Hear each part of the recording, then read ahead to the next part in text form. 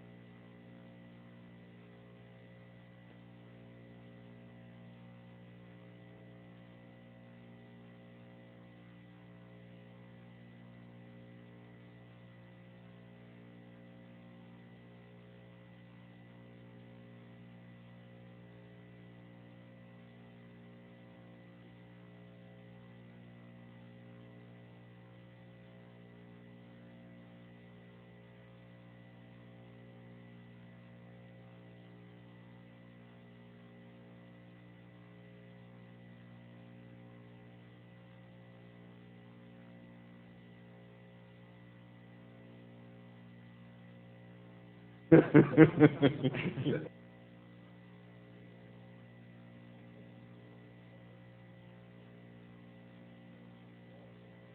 thought about it.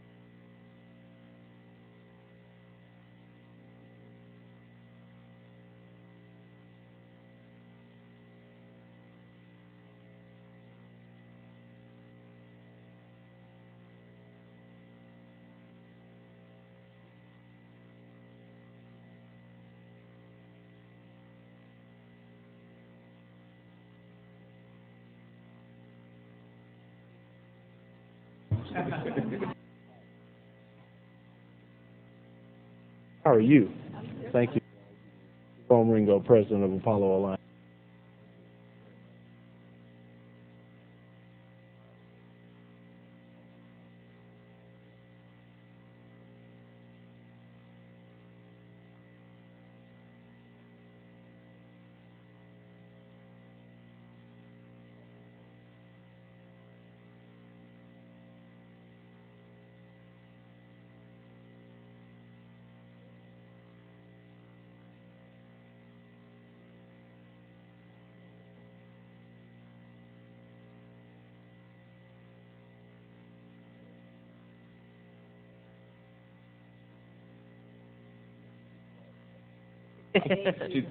Take it.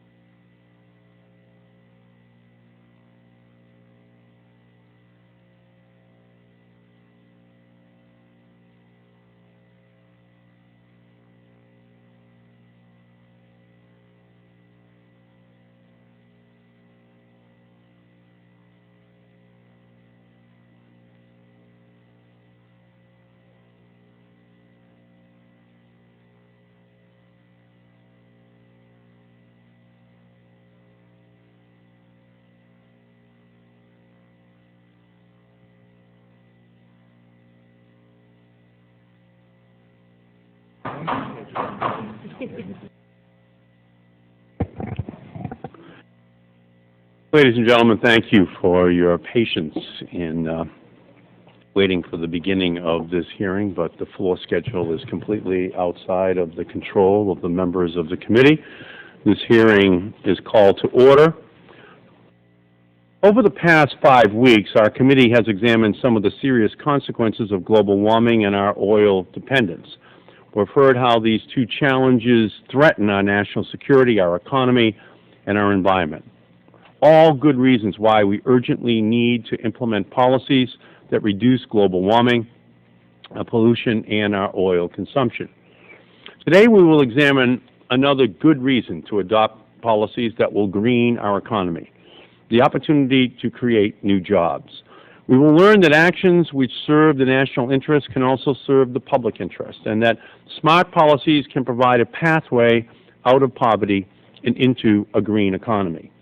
As we increase the energy efficiency and use the renewable energy of the United States, we will need green-collar workers to create, manufacture, install, and maintain these new, clean technologies. The range of jobs and skills requirements is wide, but the potential employment impact is substantial. In a recent analysis, the Clean Tech Venture Network estimated that as many as 500,000 green-collar jobs could be created by 2010. We know that green-collar jobs are already growing and having a broad impact on the economy. As just one example, the U.S. ethanol industry clearly has already created 154,000 jobs throughout the nation's economy in 2005 alone, boosting household incomes by $5.7 billion. But that is just a fraction of the potential jobs and economic growth that the green economy promises. Even now, workers trained for traditional jobs are translating their skill into green industries. Petroleum engineers have become biofuel entrepreneurs. Steel mill workers have become windmill makers. And roofers have become power plant builders as they install solar electricity shingles so that buildings can produce their own electricity. In many communities, green-collar jobs will have multiple benefits. Pilot programs across the country are already using low-income weatherization programs to train people in the skills needed to upgrade the efficiency of buildings. Those families who increasingly struggle with the decision between heating and eating in the winter get warmer homes, lower energy bills, while trainees expand their job opportunities. In 2005, buildings accounted for nearly 40% of global warming pollution in the United States. So by combining upgrading homes and job training, global warming pollution will go down and the employment prospects of some of our poorest workers will go up. In America, as we become more efficient and more reliant on renewable energy, the dirty power generation, which currently exists disproportionately in low-income areas, can be replaced, including these communities, and the economic expansion promised by the green economy has the potential to bring large numbers of people out of poverty while improving the environment and public health. As FDR said about the New Deal, the test of our progress as a nation is not whether we do more for those who have too little, but whether we do enough, whether we do more for those who already have much, but whether we provide for those who have too little. The same is true for the Green Deal America now needs. In the green economy, opportunities must be available for the many, not just the few. I look forward to learning from today's witnesses how the benefits of the green economy can be shared broadly. I now turn and recognize the gentleman from Wisconsin, the ranking member of the committee, Mr. Sensenbrenner. Thank you very much, Mr. Chairman. Today's hearing is about jobs. Specifically, we're going to talk today about creating new jobs, a topic that Republicans know something about. Since Congress passed tax relief in August 2003, the economy has added 7.8 million jobs. I agree there's always room in the economy for more jobs and for better jobs, whether they are blue-collar, white-collar, or what seems to be the latest in workforce fashion, green-collar. We're likely to see today that Republicans and Democrats agree on the goal of job creation, but take different paths to reach that goal. I believe that free market forces of the private sector offer the best road to job creation. I think that relying on the government to create jobs is a dead end. One question I would like to see answered today is exactly what a green-collar job is. One of our witnesses, Mr. Van Jones, wrote in Yes magazine that a green-collar job includes construction work on a green building or even bicycle repair. Mr. Jones is devoted to creating more jobs and economic opportunities, and for that he is to be commended. He's also right to assert that some environmental projects will help create new jobs. But I do think it's important that we distinguish between the new jobs created to develop advanced technology and jobs that play a supporting role to green technology. The reason this is an important distinction is because part of today's focus is on government job training programs. Already the federal government spends $5.3 billion annually on job training. States together spend $500 to $700 million each year. But the business community spends up to $56 billion per year. That's 56 billion with a B. I am worried that by creating big government programs for so-called green-collar job training, what we really would be doing is simply duplicating the job training programs that already exist. It seems to me that many of the green-collar jobs require the same blue-collar skill sets that are already addressed by job training programs in both the public and private sectors. Is construction of a green building that fundamentally different than constructing a traditional building? Is installing a solar panel fundamentally different than installing a satellite dish? I have serious questions about what type of job training will really be needed for the so-called green-collar jobs. As Mr. Thelen says in his prepared testimony, with individuals who are in transition, it is tempting to encourage them to train for the next hot job, whether that's in health careers, information technology, or in this case, green jobs. I think we need to be cautious about creating job training programs for jobs that don't yet exist. Thanks to the private sector, these jobs may be just around the corner, but we shouldn't rush to train a labor force for jobs that don't yet exist and may not require special training anyway. I do think that there are ways to promote jobs that are directly related to green technology. In fact, I joined 388 of my colleagues in the House last month to approve a bill that I believe will help promote more green jobs. It's called the 10,000 Teachers, 10 Million Minds Science and Math Scholarship Act. It will create a scholarship program to encourage college students to become math and science teachers. These teachers will help to train a highly skilled workforce in the future.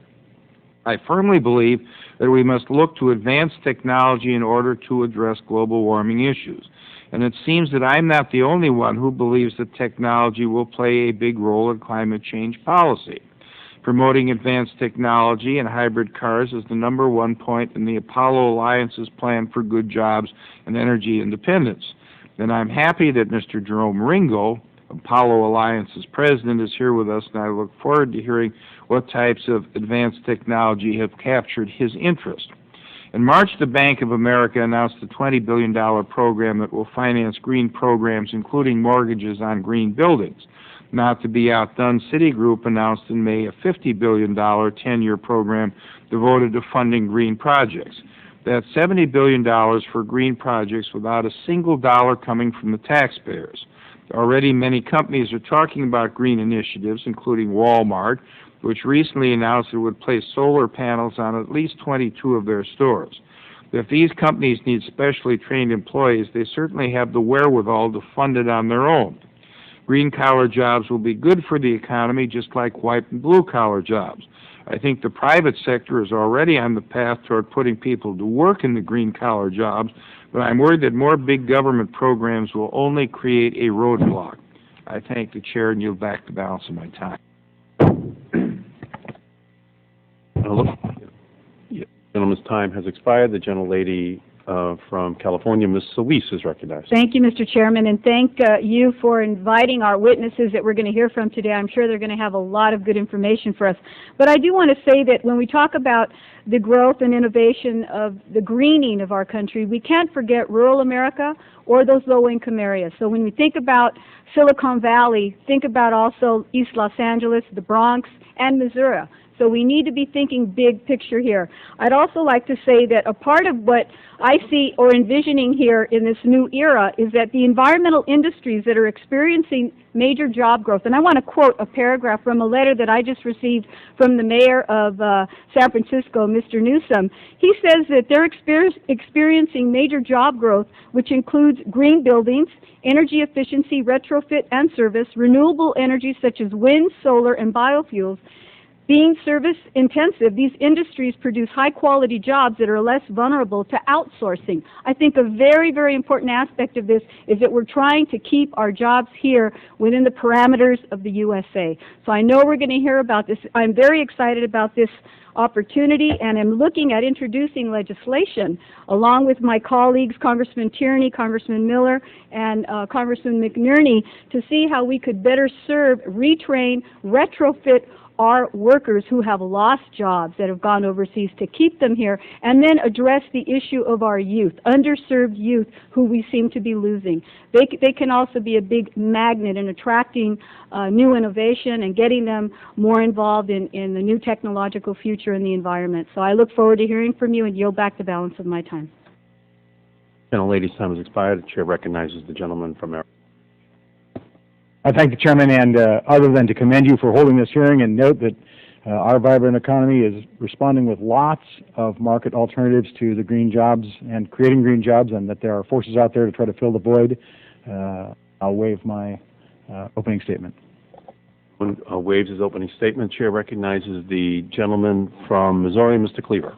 Mr. Chairman, I would waive my comments and use it during my question. The chair recognizes the gentleman from New York, Mr. Hall.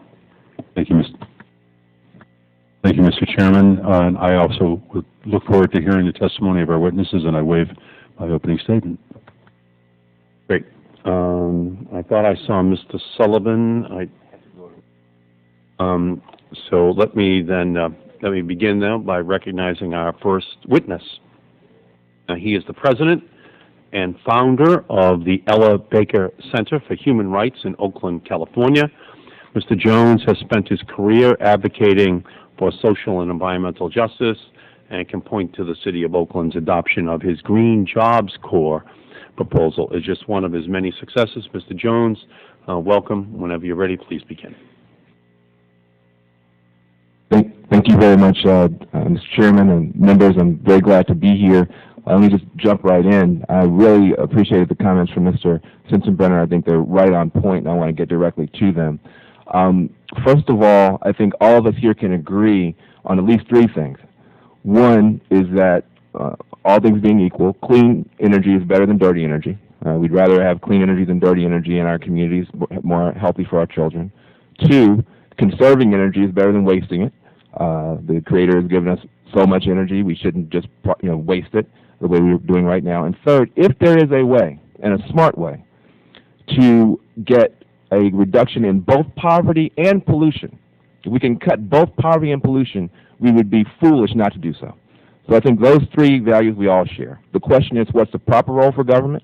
What's the proper role for markets? I want to make an argument that there is a proper role for government moving forward. Number one, as we move from a dirty energy, wasteful economy to a conservation-based clean energy economy, we automatically create more jobs. Why is that? We create more jobs because it takes more people to do energy the right way. If you want 1 megawatt of energy, and you want to use, say, natural gas to do it, which is the cleanest of all the dirty energy forms, 1 megawatt of energy will give you one job for an American worker, one job. If you don't go with the gas and instead you go with geothermal or wind, you get 6 jobs. If you go with solar power, photovoltaic, you get 22 jobs.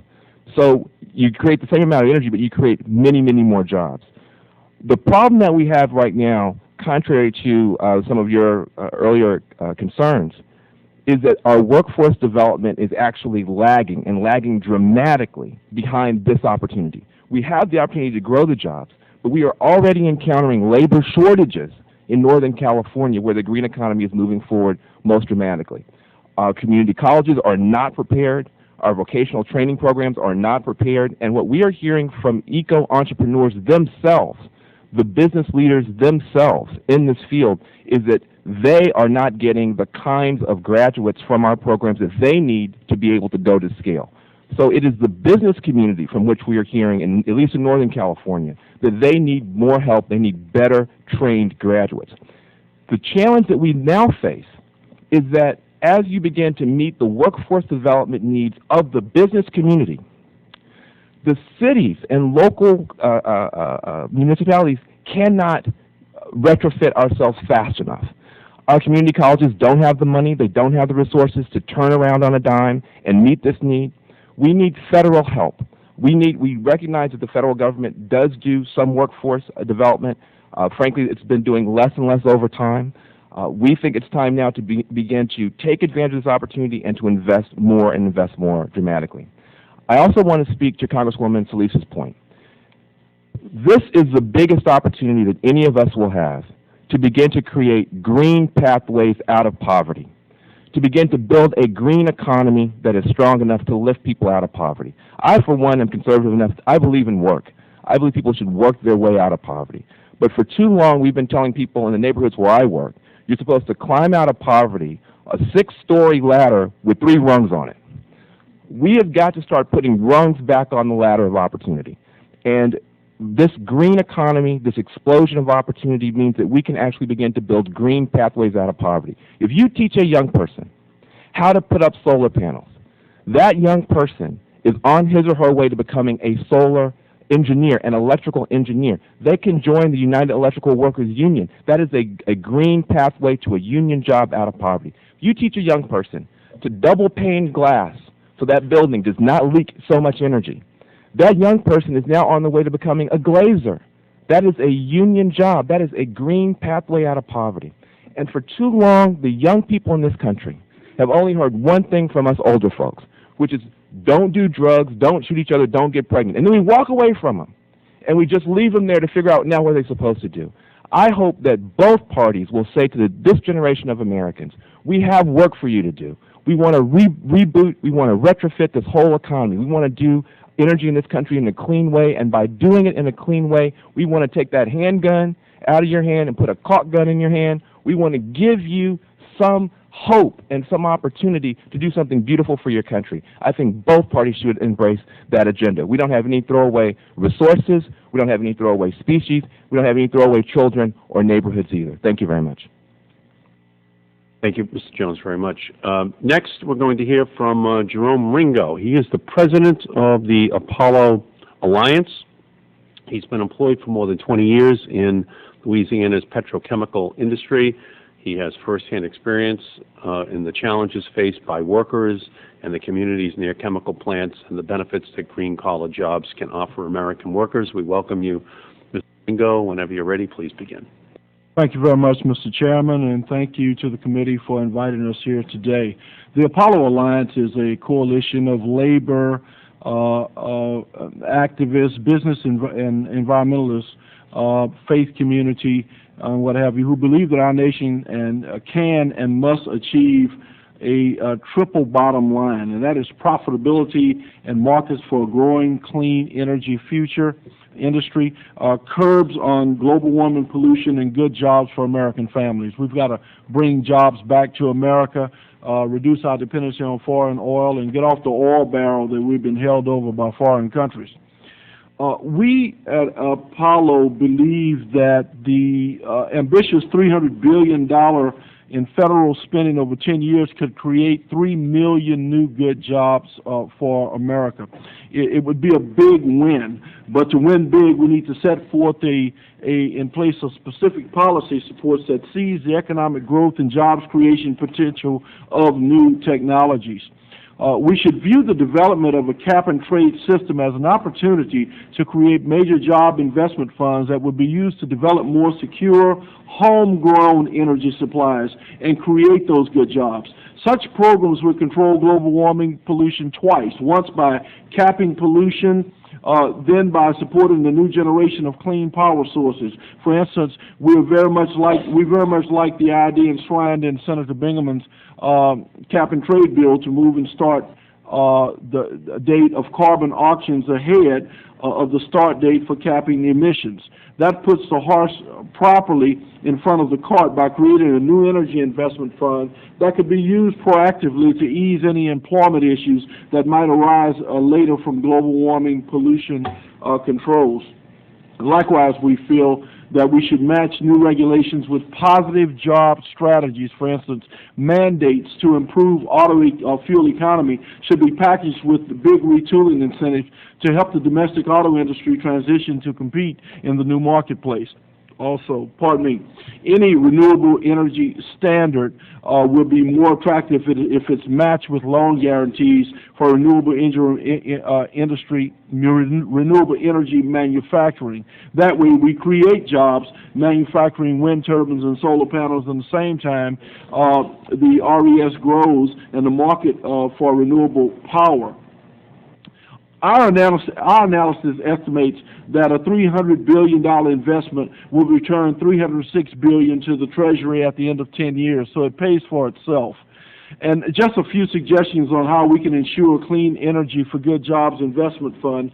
It delivers on its promise for good jobs for working Americans. First, we need to finance a big increase in clean energy research and development. I know both chambers are moving ARPA-E legislation. However, please make sure America captures the jobs by requiring that any new and successful technologies be licensed for development and commercialization first here in the United States. To the greatest extent, these technologies should be use domestic materials. Second, we need to establish a long-term certainty in the clean energy market. It's widely observed that inconsistent federal incentives have been a major barrier to clean energy development. A 2 to 3 year time horizon simply does not provide the assurance that project developers and component manufacturers need to justify investment decisions.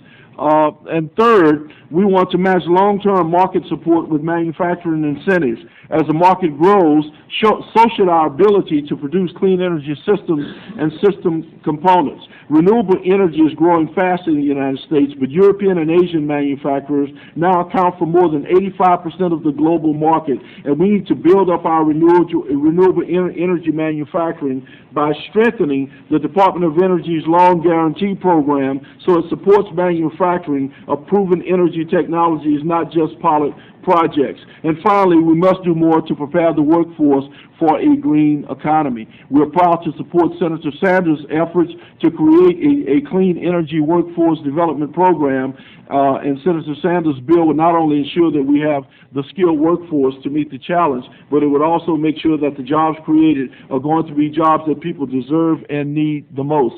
And Senator Salas, thank you. As she prepares counterpart legislation in the House, that legislation is crucially important to Apollo's strategy in creating a clean energy and good jobs.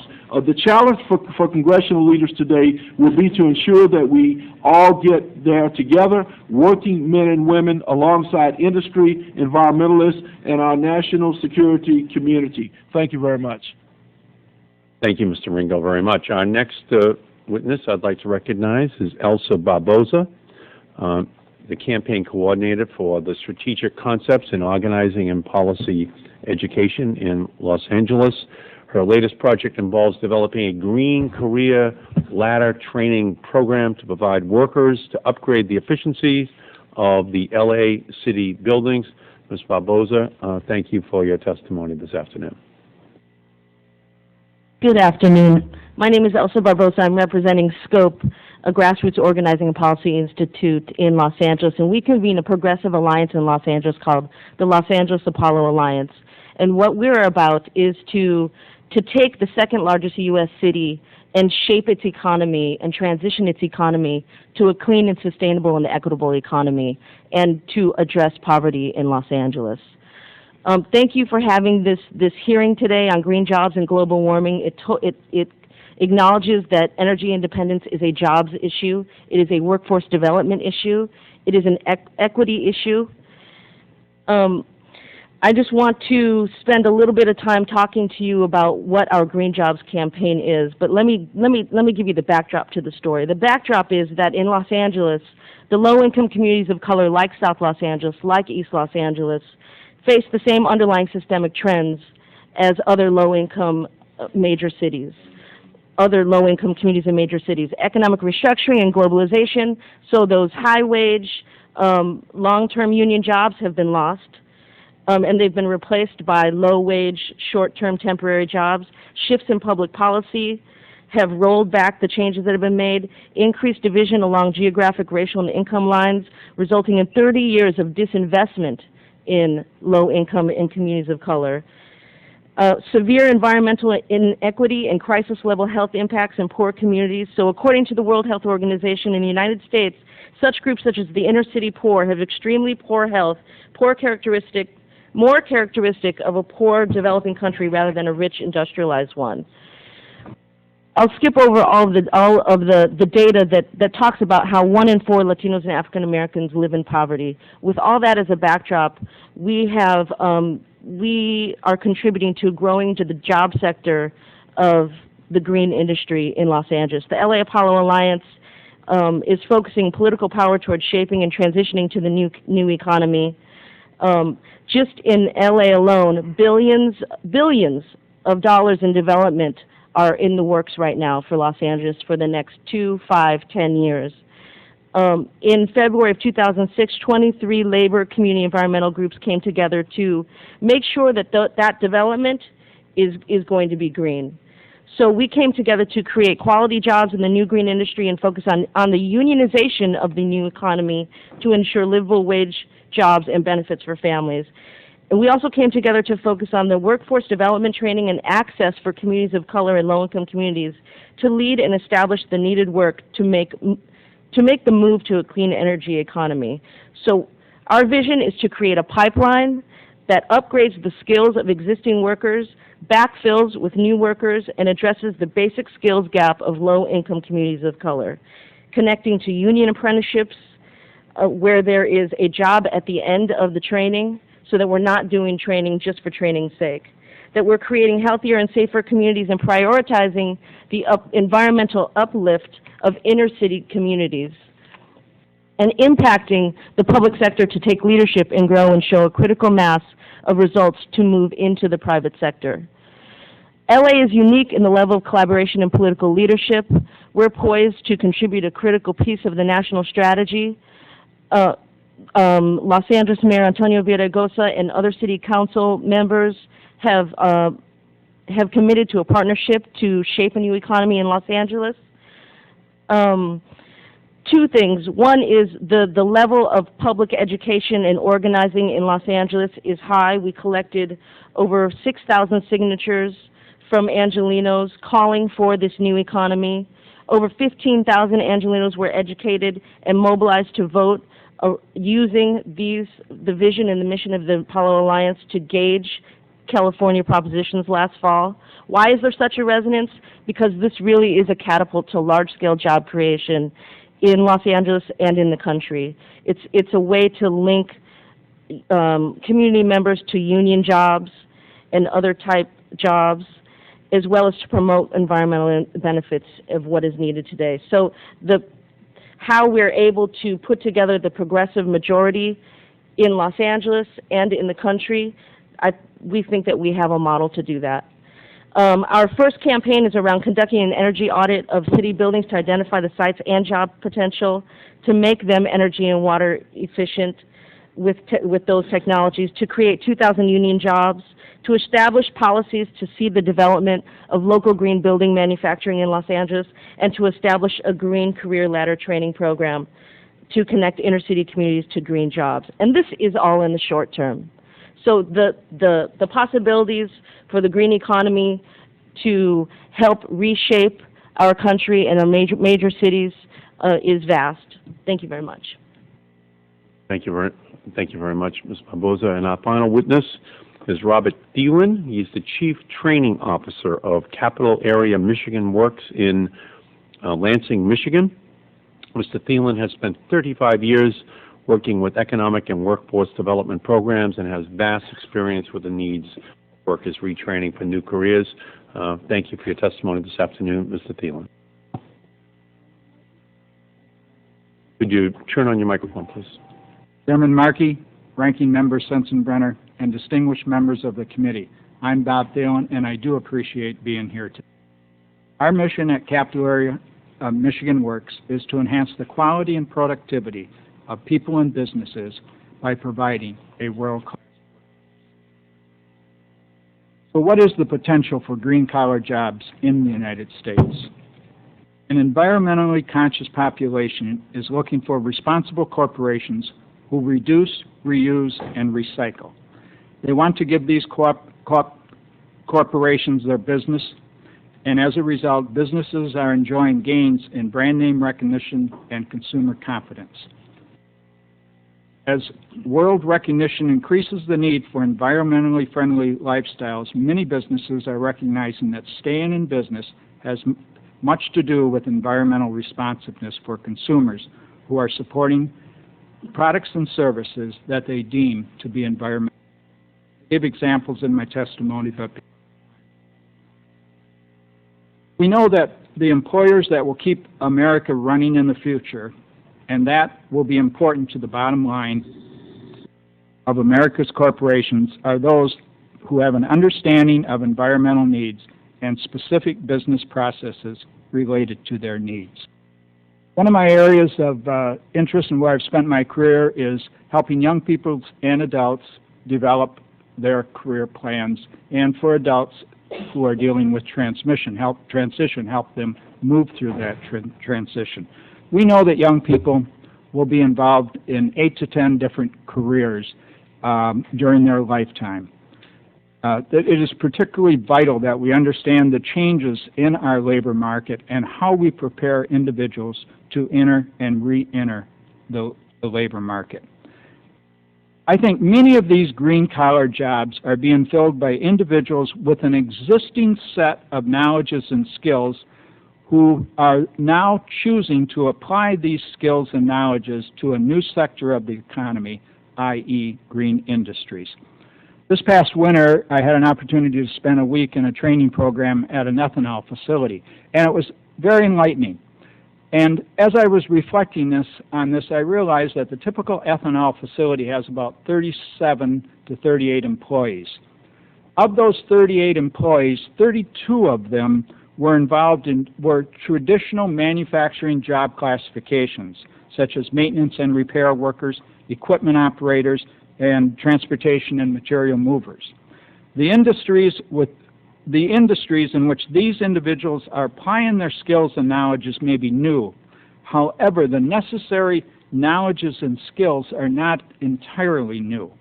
And I noticed this. I went out to some of the green job boards, and I noticed the titles of the jobs that people were recruiting for were very traditional job titles, such as CFO, corporate attorney, technical services director.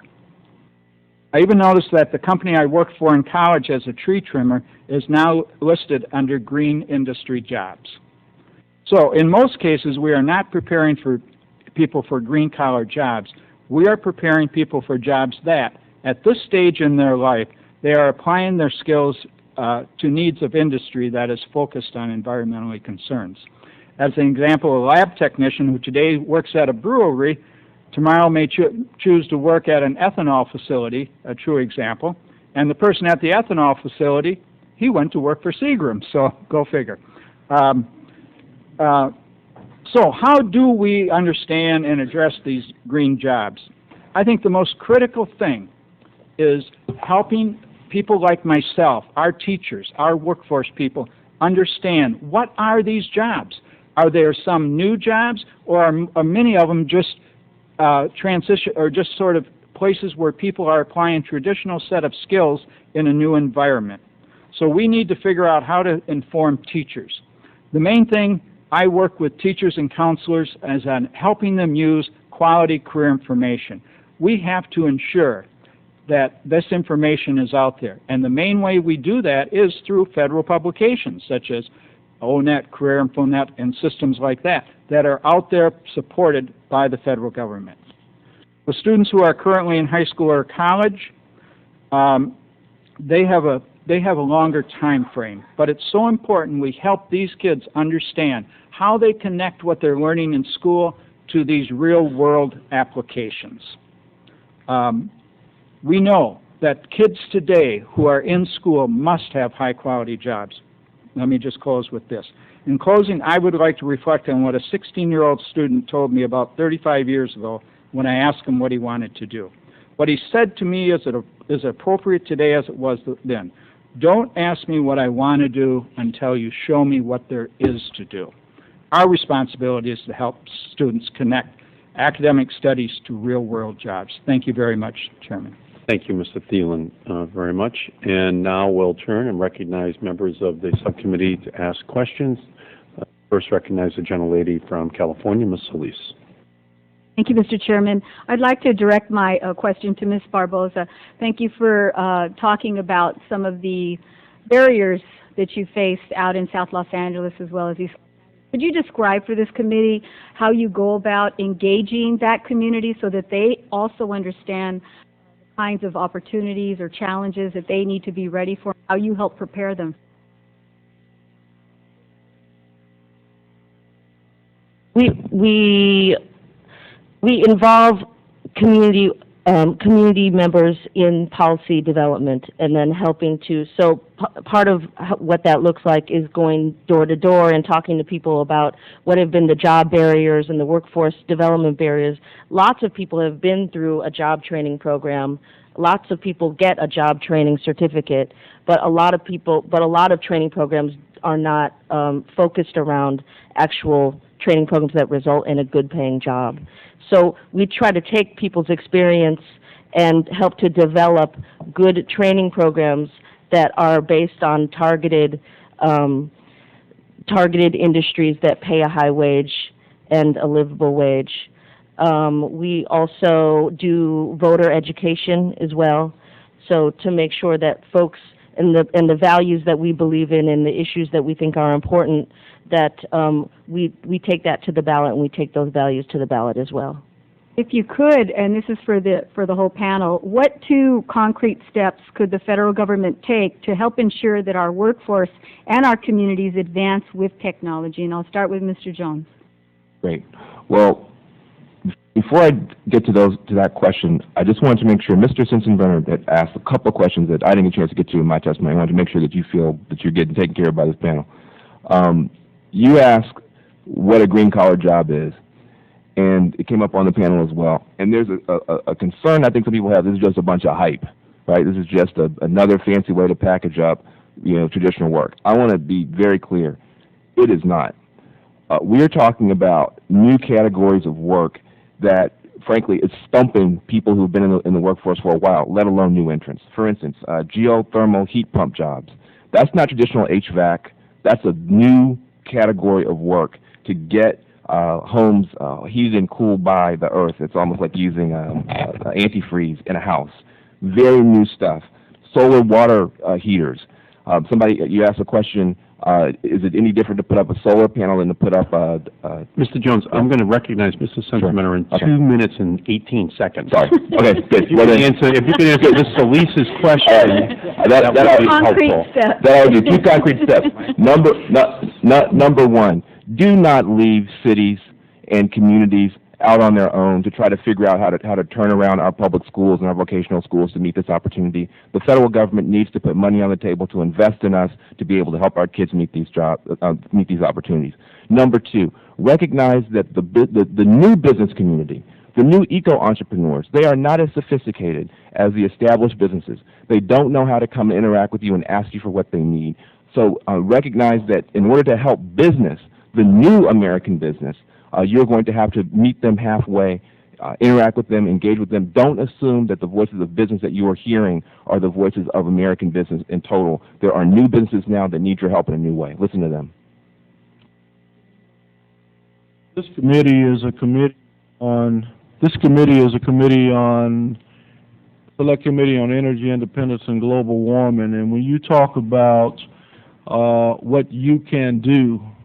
What you can do addresses both areas. One, when we talk about global warming and we talk about building a workforce as a result of dealing with issues like global warming, energy independence, you can level the playing field with respect to the good jobs and the training for those people that have been in the past disproportionately impacted by global warming, and that's mainly the poor and the people of color. I live in Louisiana. I'm an evacuee of Hurricane Rita, and today I think it's going to be announced the activity for the upcoming hurricane season, which will probably be more active than last year. We didn't even get one to hit the United States last year. We didn't have one to do that.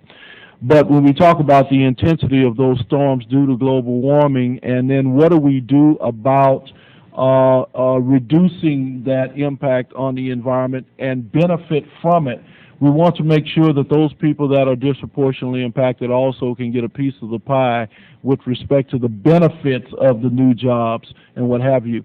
Surely we talk about in building the green economy that there will be jobs created in retrofitting assembly lines to build hybrid cars, but poor people can't afford hybrid cars. Poor people can't afford to buy a Prius. And so therefore there must be legislation taking place by the gatekeepers, the policymakers, that are going to level the playing field and make it easier for the poor to reap the benefits of the good jobs and the training, and also not be disproportionately or adversely impacted as they have been in the past. So we might have to target some of that funding to these kinds of particular rural or inner city areas. Absolutely. Okay. Gentlelady's time has expired. Chair recognizes the gentleman from Wisconsin, Mrs. Sensenbrenner. Thank you, Mr. Chairman. I have a comment for Ms. Barboza and then a couple of questions for Mr. Ringo. Ms. Barboza, I listened to your testimony and the answers to the previous questions quite carefully. And you seem to be advocating using tax dollars for community organizers, voter education program, and electoral and union organizing. I don't think that tax dollars should be used for that purpose because it is designed to achieve a political advantage rather than to train people to do jobs, whether it's green-collar jobs or any other kind of jobs. And I would hope that you would rethink what your organization is doing. Because I don't think you're helping poor people get jobs by training them to be community organizers. You may end up winning a referendum question or electing somebody, but I don't think that that's what we have in mind in terms of providing job retraining funds. That being said, Mr. Ringo, nuclear power plants have on average 400 to 700 jobs depending upon how big they are, and these jobs pay an average of 36% higher than the average wages or salaries in local areas. Would you agree that these are green jobs because nuclear power doesn't emit any greenhouse gases? Well, I believe that it is important as we go into this new green economy that we diversify our energy portfolio. But we diversify that portfolio with energy means that will not have adverse consequences to us. We don't want to switch seats on a sinking ship, and I'm not saying I'm anti-nuclear, but I believe that nuclear has a place on that portfolio list if we can guarantee that spent nuclear waste can be properly disposed and we don't create adverse impacts on both the environment and people. And as well as coal or other industries. So sure, you can create green jobs from them, but we want to make sure that those jobs are not jobs that are going to equate into adverse consequences. Now that's fair enough. We do have a cap and trade system in existence in Europe, and one can buy carbon credits from that. The bottom has dropped out of the carbon credit market in Europe in the last 6 to 8 months or so. I am concerned that the thrust of your testimony appears to be that we would be financing these green trading programs on the revenue that would be obtained through carbon credits. Don't you think that's a little risky given the volatility of the carbon credit market where it has been tried? Well, you're right. The carbon credit market in Europe has been challenged, and I think that we've just got to find effective ways to generate the necessary revenue that it takes to invest in research and development, but also, as I said, level the playing field. We're in our infancy with respect to what will work. And I think that it is important that organizations like myself, like Apollo Alliance and other organizations, give real considerations to, as I mentioned before, investing in ideas that will not have adverse impact on the economy or on this country as a whole.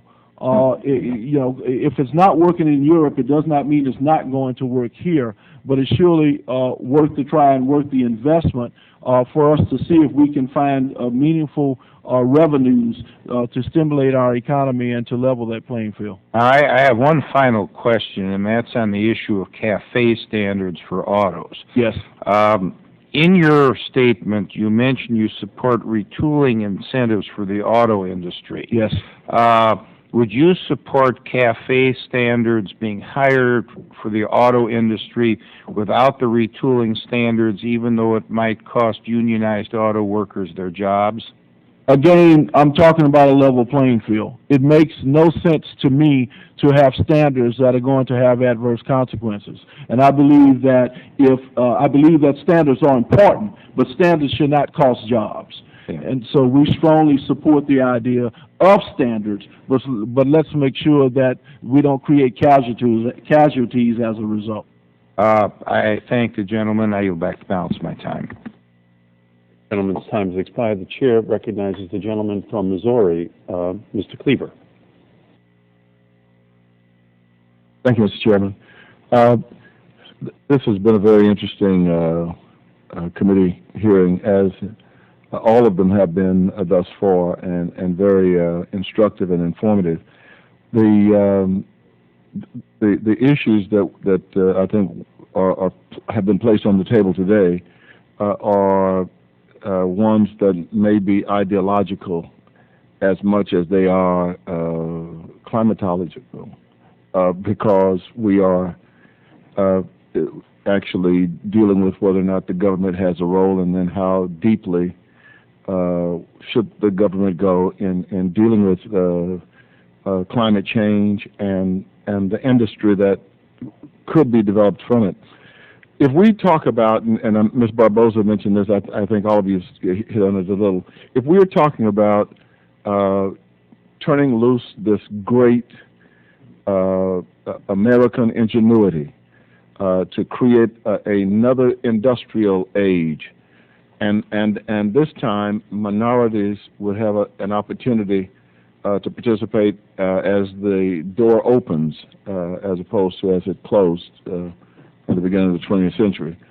But when we talk like that, what inevitably surfaces is the ideological issue, and that is, well, is this a jobs program? Is this, some kind of a social program? And I left the committee hearing last week and went outside, and two young men whom God loves stopped me and went off about how much of a hoax this whole issue is.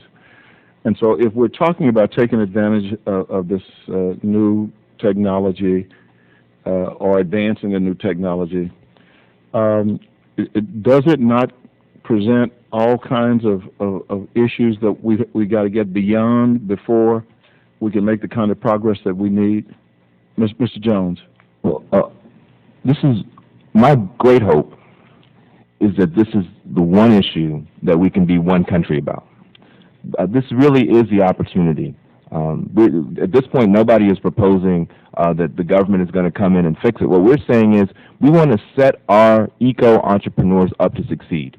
We want to give the ecological entrepreneurs a world-class, as our colleague said, a world-class workforce, so they can meet a world-class challenge. Now, I can't imagine that anybody here thinks that the government has no role in education. I think all of us agree that one of the great strengths of the American system is that we do have a public education system and that we have invested in it. What I hope will happen is that we will use what we already agree on, which is that young people and displaced workers, our veterans coming home, deserve an opportunity to get well-trained to be a part of this new opportunity. I hope that this green wave can lift all boats. I agree with you, but if we start, the moment we say it has great opportunity for minorities, for whatever reason, that also. Well, I think that we've now decided, I think, as a country that affirmative action is something we're moving away from. I think we've decided as a country that I think it's unfortunate. I'm a product of affirmative action. I went to college and everything else on minority scholarships, but it seems to me that that's something that we don't want anymore.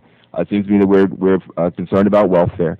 At some point, there has to be a ladder of opportunity that we hold for people. Let them climb that ladder, but there's got to be a ladder of opportunity. I think this is our best opportunity to build that ladder, and I hope that we can be one country on this. If we can't be one country on this. Thank you. Let me ask. Go ahead, Ms. Barboza. Well, put the ideological aside. I mean, I think that federal policy needs to include policy that's based on data, and that data needs to talk about creating policy based on the labor market trends.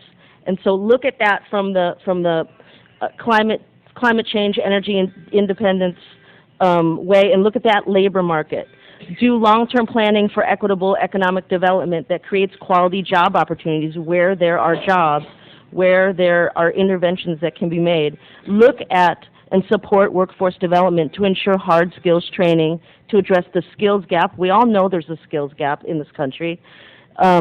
Supportive services, and support overall regional economic development strategy. And that's really what this is about, is that this isn't just an environmental issue, but this is an economic issue. And we need to create federal policy that's based on all of those. Thank you.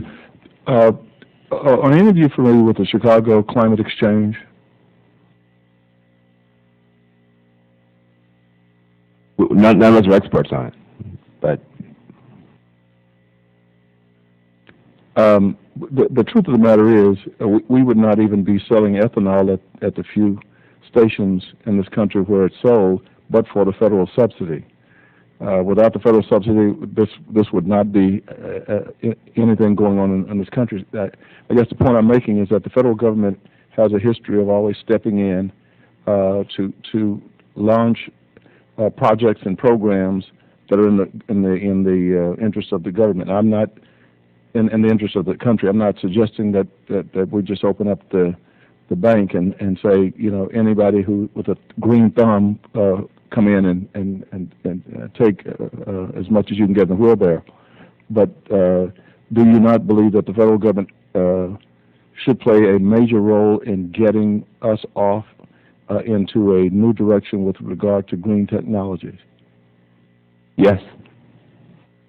Absolutely. And by virtue of the opportunity, we are faced with an opportunity, as Van Jones mentioned, that we have never been faced with in our history. Not only it is an opportunity driven by the events of our time under the umbrella of global warming. We are seeing events associated with global warming that are unprecedented, that are affecting the lives of people in a way like it never has before. Katrina was that example. The gas prices at the gas pump are a prime example. Being held over the oil barrel by foreign governments with respect to our dependency on foreign oil is a prime example. And so this is a galvanizing issue that can galvanize America, and there can be benefits from it that puts America back to work again, stimulates our economy in a way like it's never been before. We're going to create a new green economy. As I keep alluding to, we just got to make it a level playing field to where all America benefits from the solutions that we're pursuing. That has not always been done in the past, but we have an opportunity to do it now. It will require some government intervention. Time has Thank you, Mr. Chairman. I've been informed that there are 5 roll calls on the House floor. We have time to recognize Mr. Shattuck for his questions. We can recognize then the gentlelady from Michigan for her time, but then we'll have to recess and come back if that would be the wish of the members for any addition. That be the wish of the committee to come back?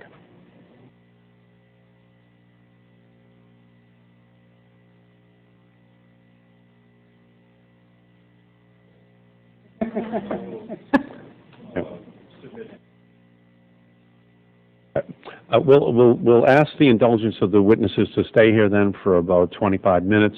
I will return. If any members return, I will recognize them, and if they do not, then I will ask my questions, and then the hearing will end. Chair recognizes the gentlelady from Michigan.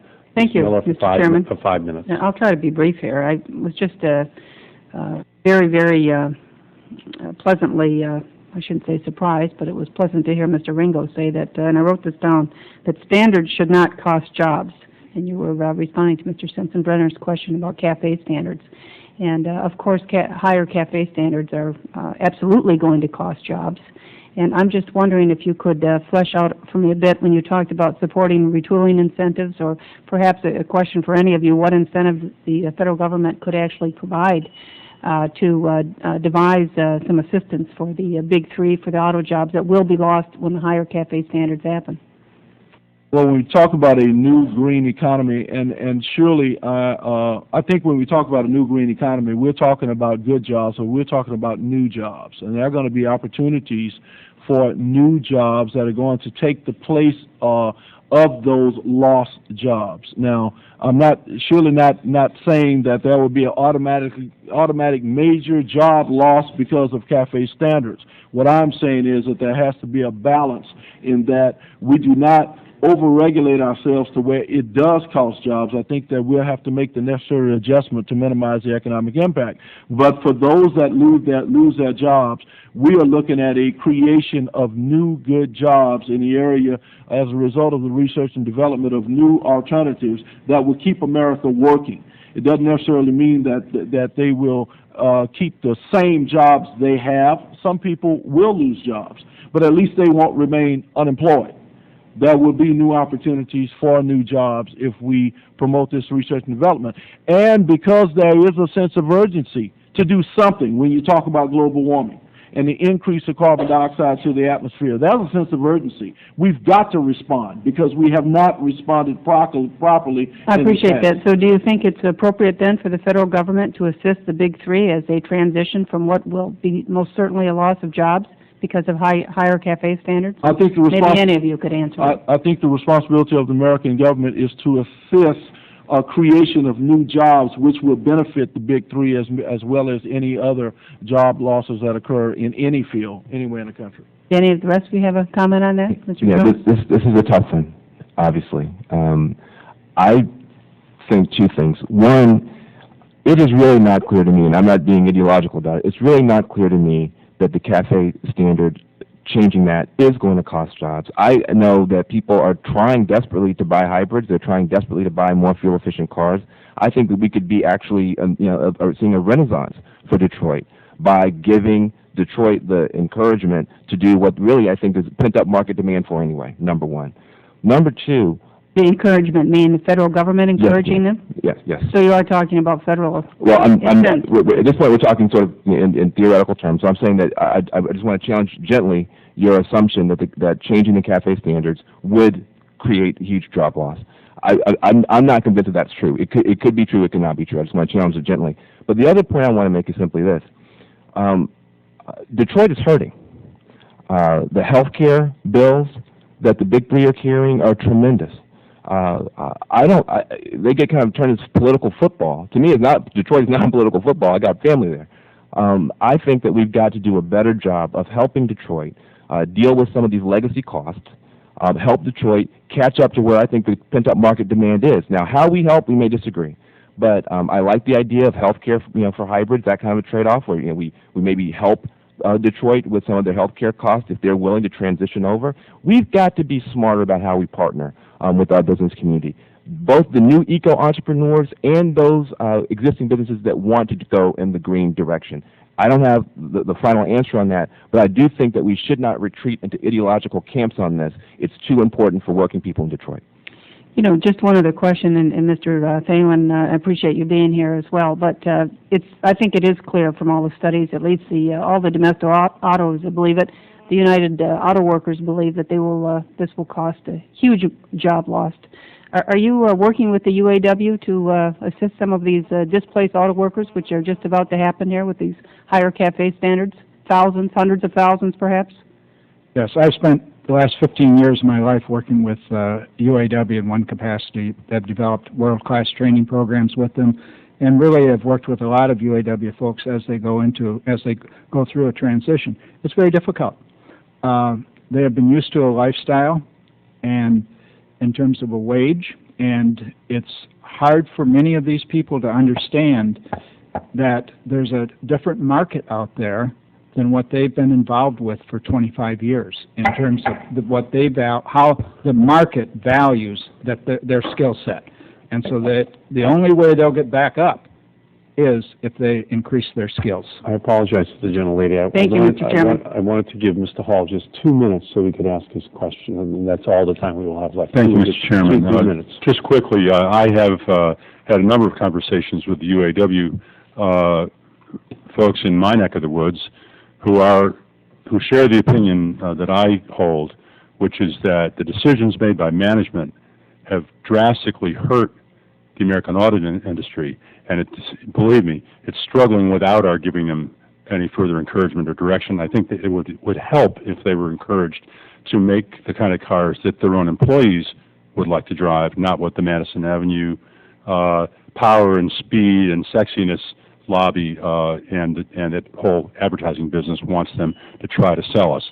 I also wanted to comment regarding nuclear power being green. I hold that it is not. It's not renewable, it's not green, it's not new, it's not alternative. It's a 50-year-old technology, and were it not for giant subsidies from this government, including insuring every nuclear plant, the taxpayer insures via the Price-Anderson Act, every nuclear plant in the country, there would never have been a single plant built, because they can't stand up in the market. And they still can't stand up in the market. So I personally, I have one in my district that's leaking strontium, nitide, and tritium into not just the groundwater and the Hudson River, but now into the sewer system of the town of Buchanan where the plant sits. So that's supposedly a closed system. If it can leak into the sewer system, which just came out last week, it can also leak into the water system, into people's wells, and so on.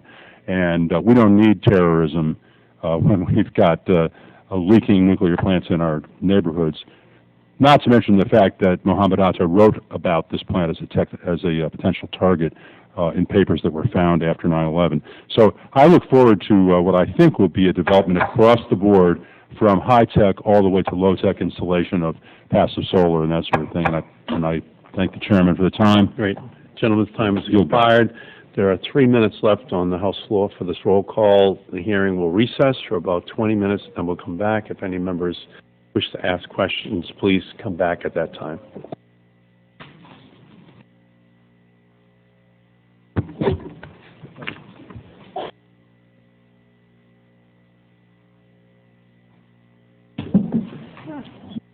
Yes.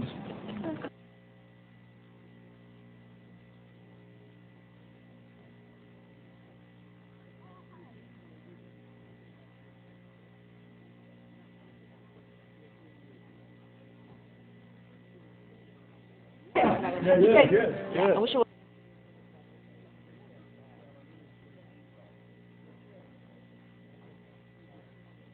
Green wave lifted all boats. Okay, good. I love it. Thank you. Great work. Well, no, thank you. Great work. Thank